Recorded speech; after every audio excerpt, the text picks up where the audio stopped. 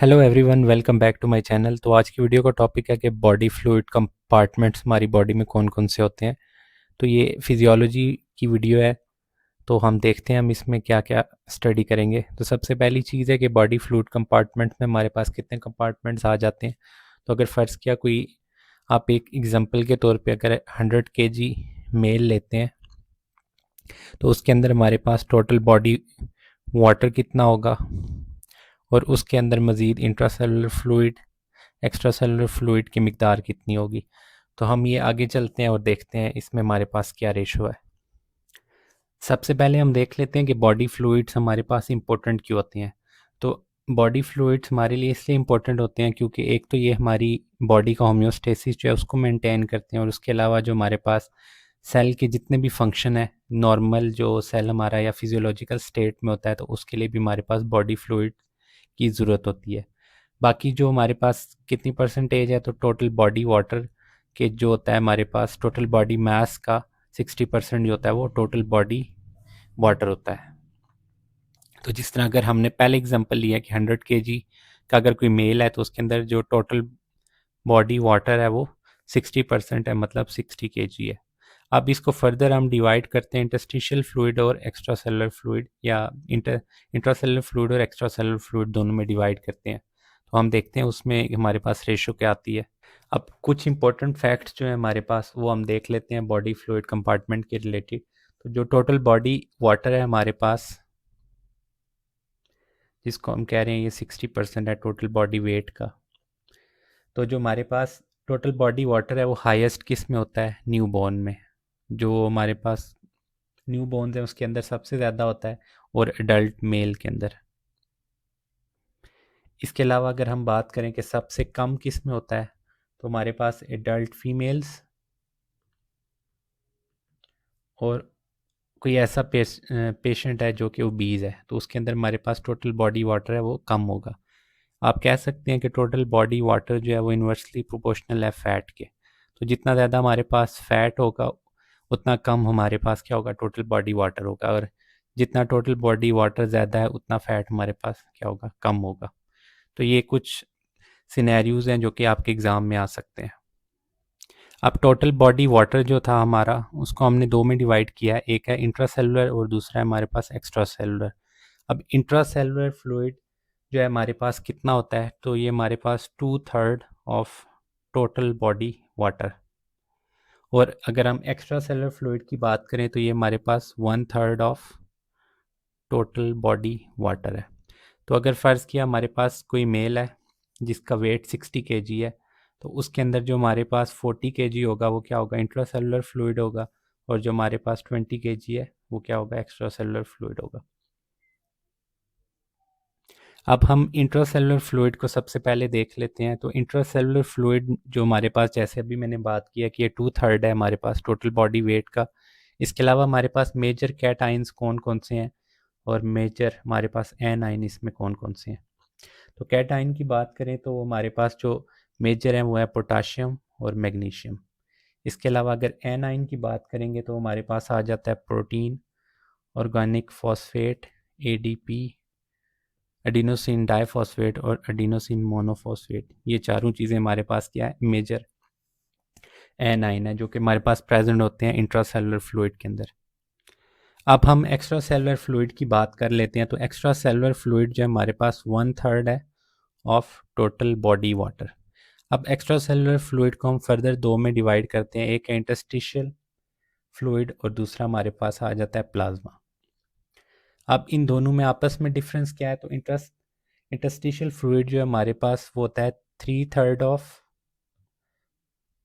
Extra cellular fluid, और जो हमारे पास बकाया बचता है 1/3 वो होता है प्लाज्मा। कहने का मतलब है अगर किसी पेशेंट में अगर आप कहते हैं कि टोटल एक्स्ट्रा सेलुलर फ्लूइड जो है हमारे पास 60 kg है, तो उसके अंदर जो है हमारे पास 3/3 जो है उसका वो इंटरस्टिशियल फ्लूइड होगा, और उसका 1/3 जो है हमारे पास होगा प्लाज्मा।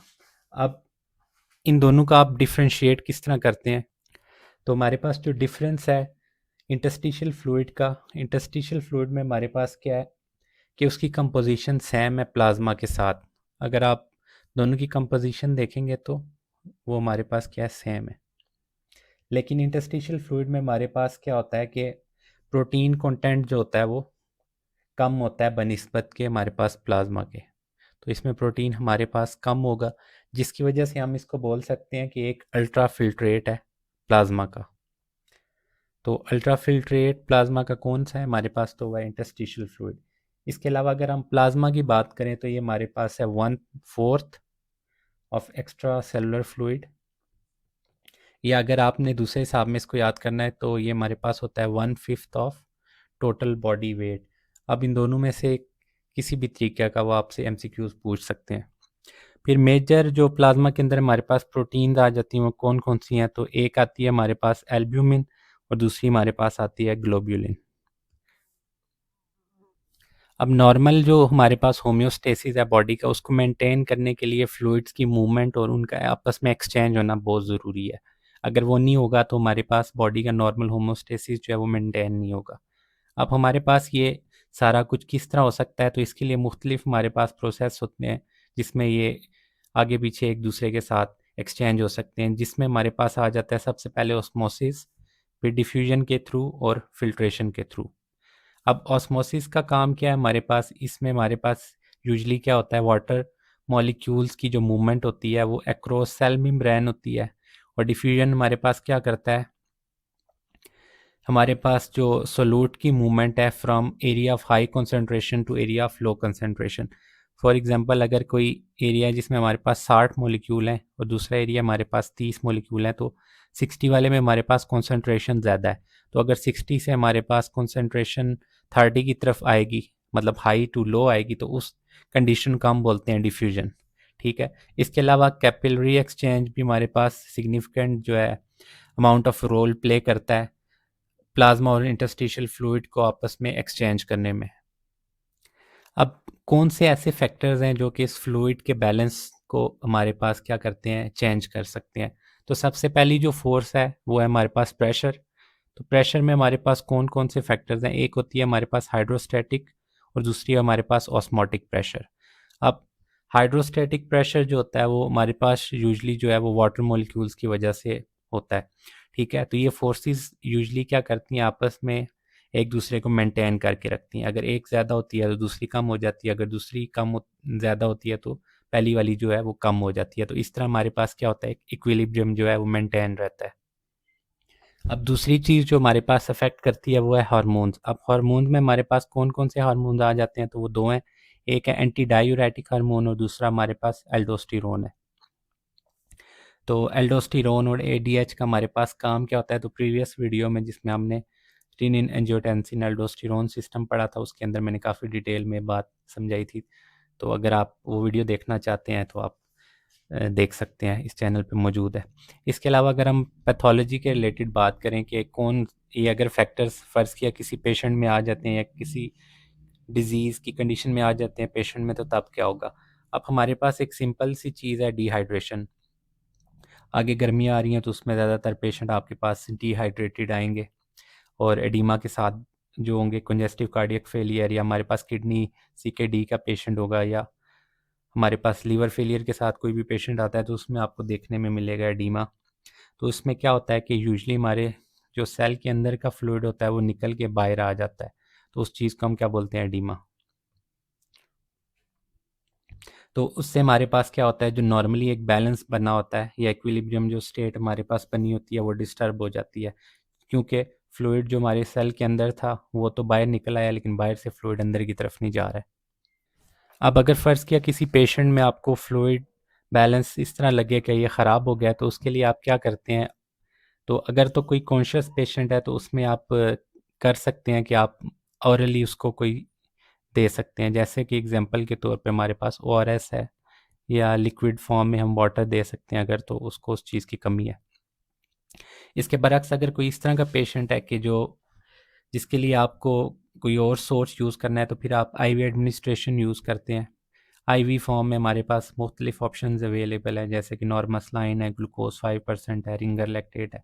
लेकिन आपने ये कंडीशन स्पेसिफिक चीज़ें देनी है। फॉर एग्जांपल अगर कोई बंदा बहुत ज़्यादा वॉमिटिंग कर रहा है तो उसके लिए हम यूजली नॉर्मसलाइन यूज़ करते हैं। अगर कोई बहुत ज़्यादा डायरिया के साथ पेशेंट है या जिसमें एपिसोड्स ऑफ डायरिया बहुत ज़्यादा हैं तो उसके अंदर फिर हम रिंगर ज़्यादातर इस्तेमाल करते हैं।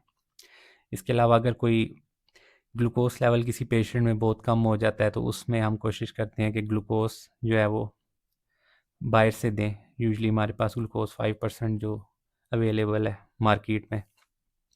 तो ये सारा कुछ आपने डिज़ीज़ स्पेसिफिक और कंडीशन स्पेसिफिक देख के रखना है। ये नहीं कि अगर किसी को रिंगर की ज़रूरत है तो आप उसमें नॉर्मल सलाइन लगा रहे हैं, या तो अगर किसी और को किसी और किस्म की जो हमारे पास मेडिकेशन की ज़रूरत है तो उसमें आप दूसरी किस्म का फ्लूइड दे रहे हैं। यूजली फ्लूइड जो होता है हमारे पास 3 तरह का होता है। एक होता है हाइपरटोनिक, एक होता है हाइपोटोनिक और एक होता है ऑस्मोटिकली जो इक्वल है हमारे पास। अब हाइपरटोनिक फ्लूइड वो होता है, फ़र्ज़ किया, जिसकी ऑस्मोलैरिटी हमारे पास ज़्यादा होती है। जो हाइपोटोनिक है उसमें हमारे पास जो ऑस्मोलैरिटी है वो कम होती है बॉडी की निस्बत। और जो इक्विलिब्रियम स्टेट में हमारे पास कुछ फ्लूइड होते हैं जिनको हम आइसोटोनिक बोलते हैं। यूजली नॉर्मल लाइन जो होता है हमारे पास 0.75 वाला, वो आइसोटोनिक है। ठीक है, इसका मतलब है कि इसका जो प्रेशर है और बॉडी का जो ऑस्मोलैरिटी है हमारे पास वो इक्वल है। यूजली ऑस्मोलैरिटी हमारे पास जो होती है वो 280 टू 300 है मिली ऑस्मोल पर लीटर। खैर ये सारी डिटेल्स जो है हम नेक्स्ट किसी वीडियो में पढ़ेंगे। ये वीडियो में इतने ज़्यादा डिटेल से नहीं पढ़ना चाहिए, वैसे भी वीडियो काफ़ी लंबी हो गई है। मेरा इतना मकसद नहीं था इतनी बड़ी वीडियो बनाने का, लेकिन फिर भी। तो देखते हैं नेक्स्ट हमारे पास क्या टॉपिक आता है। तो एक बार हम रिवाइज़ कर लेते हैं कि हमने इस वीडियो में क्या क्या देखा है। तो सबसे पहले हमने डेफिनेशन देखी है और ये देखा है कि हमारे पास कितने तरह के फ्लूइड्स हैं। फिर हमने डिफरेंस देखा है कि इंट्रासेलुलर और एक्स्ट्रा सेलुलर फ्लूइड में हमारे पास डिफरेंस क्या होता है। हमारे पास वॉल्यूम किस तरह डिस्ट्रीब्यूट हुए हुए हैं सारी बॉडी के अंदर, किस परसेंटेज में है। अगर फ़र्ज़ किया आपने एक्सचेंज करना है फ्लूइड को तो आप कौन सा कर सकते हैं। फिर लास्ट में हमने देखा है कि कौन कौन से फैक्टर्स हैं जो कि हमारे पास इस सब को डिस्टर्ब करते हैं। तो ये थी आज की वीडियो। मुझे उम्मीद है आपको वीडियो पसंद आई होगी। अगर आपको वीडियो पसंद आई है तो काइंडली मेरे चैनल को सब्सक्राइब करें। मैं आपसे मिलता हूँ नेक्स्ट वीडियो में, तब तक के लिए खुदा हाफिज़।